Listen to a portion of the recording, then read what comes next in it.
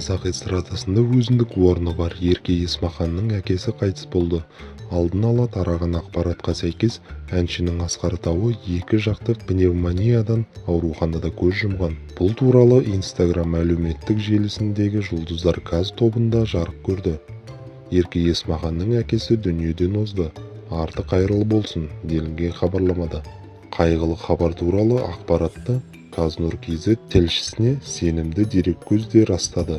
Олардың айтуынша, әртістің әкесі 2 жақты пневмониядан көз жұмған. Марқұм ауруханаға түскен соң 1 күннен кейін қайтыс болыпты.